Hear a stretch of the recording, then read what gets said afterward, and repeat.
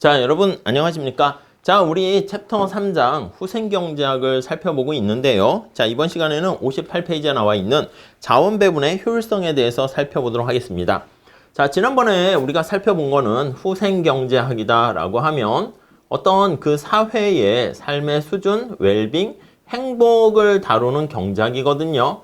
근데 우리 재정학에서는 주로 관심사가 어떤 정부의 정책에 대해서 평가를 하려고 합니다. 근데 평가를 할 때 이게 잘 됐는가, 잘 못 됐는가, 그 판단 기준이 있어야 되지 않을까요?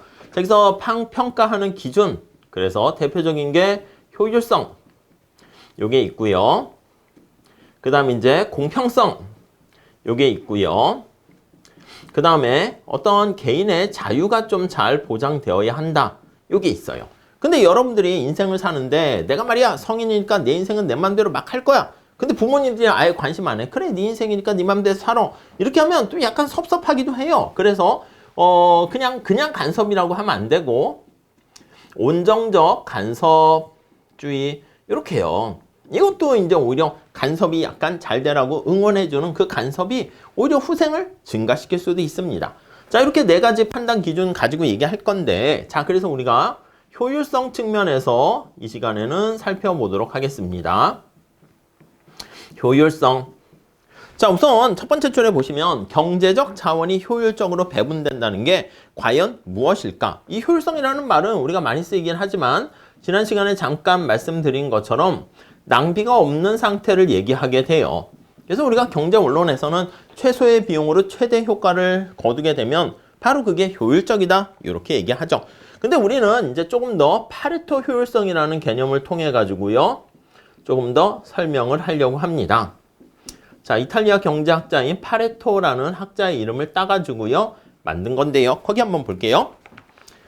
자, 파레토 효율성이다 라고 하면은요, 밑에 하나의 자원 배분 상태가 있는데 어떤 자원 배분 상태가 됐어요. 근데 어느 누구에게도 손해가 가지 않으면서 어떤 사람에게 이득이 되도록 변화시키는 것이 불가능하다. 이걸 바로 파레토 효율성이다, 이렇게 보시면 되겠습니다.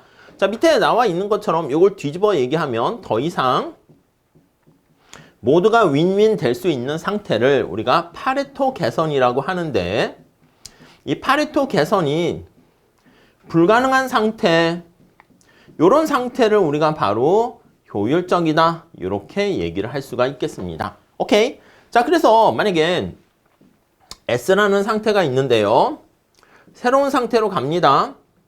그랬더니 만장일치로 모든 사회 구성원들이 만장일치로 이렇게 가는 거에 대해서 찬성을 한다고 할게요. 그러면 이 상태, S라는 상태는 안 좋은 거고요. S 다시 상태가 좋은 거죠. 이걸 파레토 열이라는 상태라고 표현하고요. 이걸 파레토 우위라고 표현을 합니다. 이렇게 되면 모두가 좋아하는 그런 상태로 가게 되는 거니까 이걸 우리가 파레토 개선이다. 오케이? 근데 파레토 개선이 된 상태이기 때문에 이거는 좋은 상태가 아니지. 근데 지금 S'이라는 상태가 됐는데 여기서 더 이상 파레토 개선이 불가능해. 누군가가 하나 더 뭔가 얻으려고 하면 다른 누군가 거를 뺏어가야 되는 그런 상태를 바로 우리는 파레토 효율적인 상태라 해요. 그냥 기본적으로 직관적으로 보면 사과가 만약에 10개가 있는 상태인데요. 지금 S라는 분배 상태는 지금 첫 번째 사람이 사과를 4개 갖고 있고요. 두 번째 사람이 4개 갖고 있다 할게요. 오케이? 자, 그런데 새로운 상태로 변했어요. 새로운 상태는 5개 갖는다 할게. 이거요. 이거는 개선이지. 첫 번째 사람도 찬성하고요. 두 번째 사람도 찬성을 합니다. 물론 이것도 개선입니다. 개선될 수 있는 여건은 여러 개 있어요. 만약에 첫 번째 사람이 4개에서 6개 갖고 두 번째 사람이 이렇게 4개 가지면 이것도 개선이라 할 수 있습니다. 자, 그런데 만약에 지금 이 상태에 도달했다라고 할게요.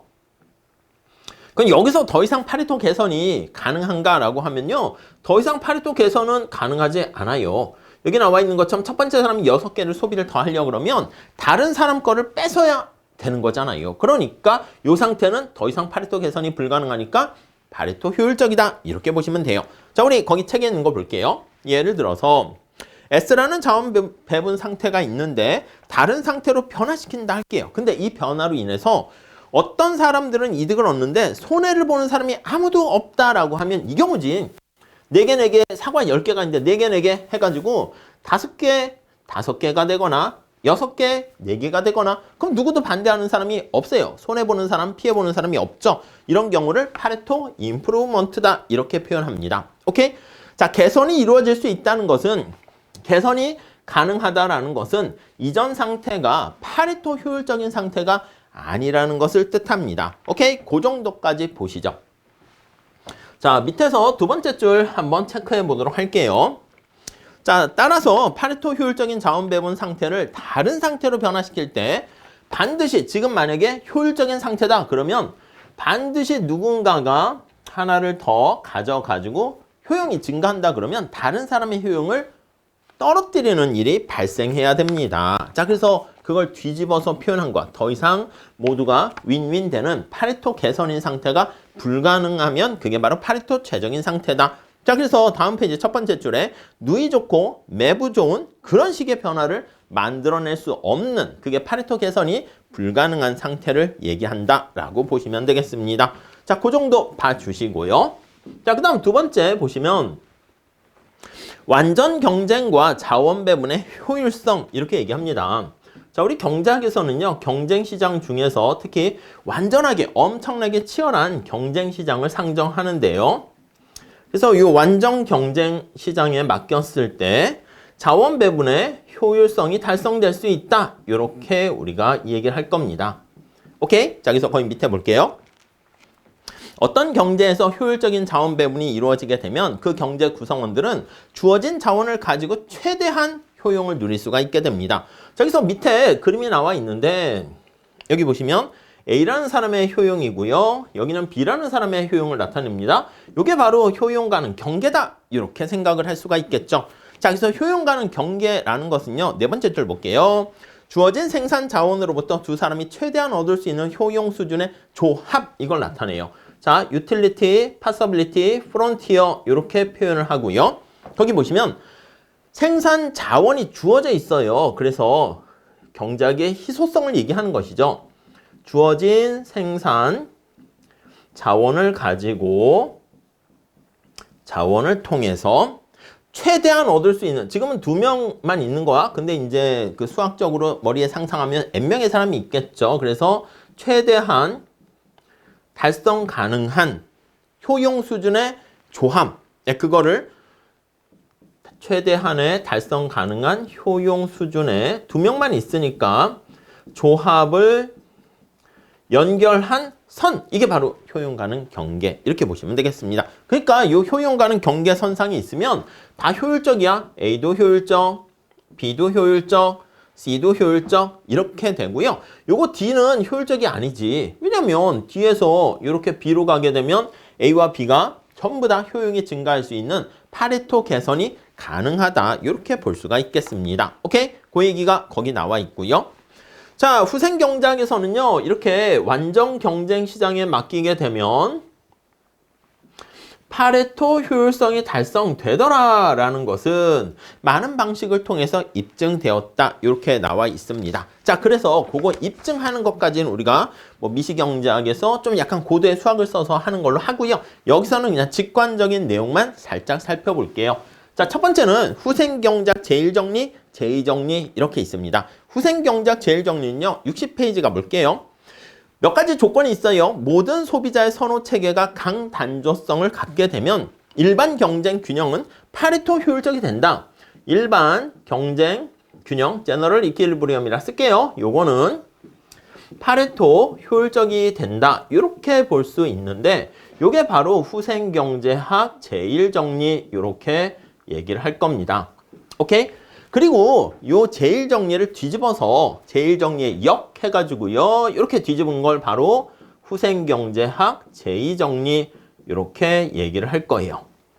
자, 우선 제1정리에 대해서 살짝 한번 보도록 하겠습니다. 자, 거기 한번 개념 좀 다시 한번 체크해 볼게요. 자, 모든 사람들의 선호 체계가 강단조성을 갖고 있고 단조성이라는 게 뭐예요? 다다익선을 얘기하는 것이죠. 많이 있을수록 효용이 더 높다 이런 거예요. 자, 그러면 거기 나와 있는 것처럼 일반 경쟁 균형은 그러니까 일반 경쟁 균형, 뭐 시장에 가격이 이제 존재하는 것이죠. 그런 상황에서 가격의 조정 역할을 하기 때문에 얘는 파레토 효율성이 된다. 요걸 그대로 그냥 우리가 표현을 한 겁니다.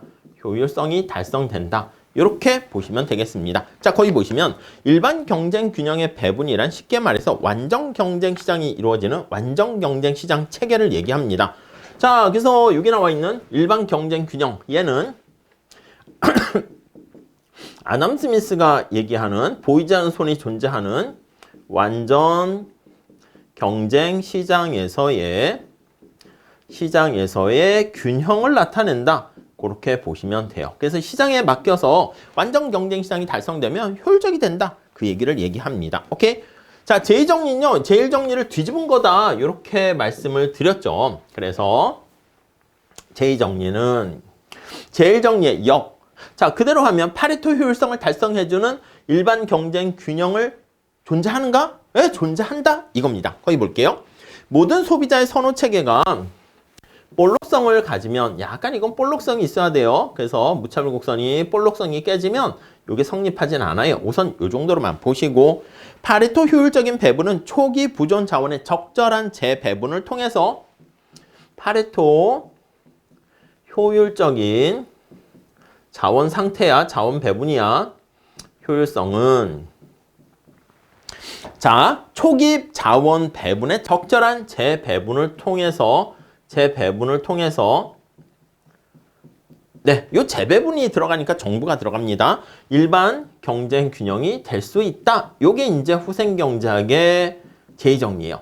약간 뭐 엄밀하게 막 증명하거나 설명하기보다는 그냥 러프하게 설명을 했는데 그 의미만 파악하시면 되겠습니다.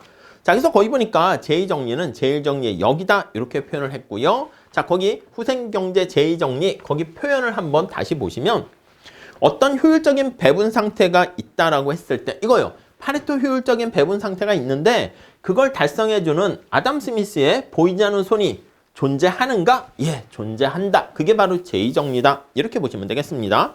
자, 그래서 요거 얘기할 때는요.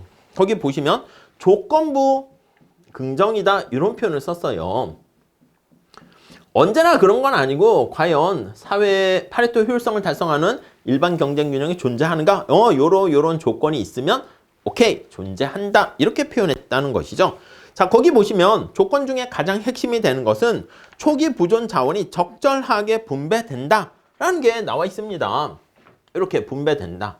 요거. 그 다음에 제2정리는 이 조건이 충족된 상태에서 자유로운 거래를 허용하게 되면 파레토 효율적인 배분이 될 수 있다. 그러니까 여기 이제 약간 정부가 초기 부존 자원이 있는데 개입을 합니다. 개입을 해서 재분배를 해요. 그러니까 재분배한다는 거니까 약간 여기는 공평성이라는 얘기가 들어가게 되는 것이죠. 공평성을 위해서 재분배를 했는데 그거를 다시 효율적인 상태로 만들어주는 시장에 가격이 존재하는가?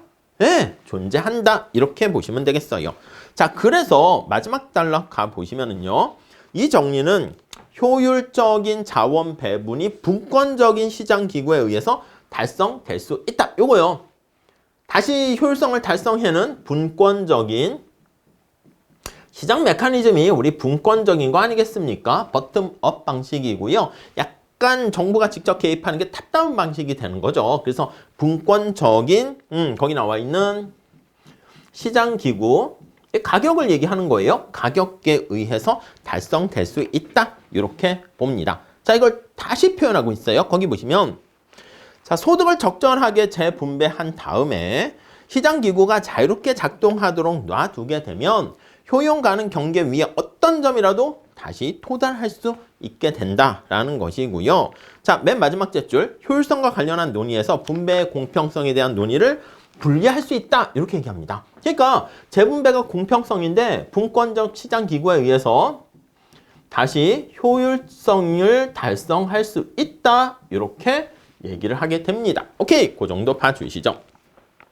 다음 페이지 61페이지 보세요. 시장 기구가 제대로 작동될 수 있도록 허용함으로써 효율적인 배분을 달성하게 되고 재분배 문제는 다른 경로를 통해서 해결할 수 있도록 노력해야 된다라는 거. 뭐 주로 정부가 개입을 하게 되는 것이죠. 자, 그래서 일반 경쟁 균형의 배분이 파레토 효율적이며 동시에 그 역도 성립한다라는 이퀴밸런스라는 동등 관계를 가지고 있다. 이렇게 표현을 하고 있고요. 더 깊이 들어가지는 않았습니다. 앞에 처음 시작할 때 우리가 미시경제학에 무슨 뭐 에즈워드 박스 그려가지고 막 이렇게 하게 되면 약간 좀 약간 과한 측면이 있어서 책을 저자분께서 개정을 해 나가면서 너무 부담스러운 파트는 약간 이렇게 좀 가볍게 보기 좋게 직관적으로 정리를 하신 것 같아요. 그래서 우리도 우선 요 정도까지만 체크해 보도록 하겠습니다. 자, 그래서 시장에 맡기게 되면 효율성이 달성되고 뭔가 파레토 효율성을 달성하게 되는 그런 시장의 가격이라는 게 존재한다라는 게 바로 후생경제학 제1정리, 제2정리가 되겠습니다. 자, 근데 시장 기구가 잘 작동되면 좋은데 그렇지 못한 상황이 발생합니다. 그걸 바로 시장 실패라고 하는데 그 시장 실패의 다양한 요인에 대해서는 다음 시간에 이어서 할게요. 감사합니다.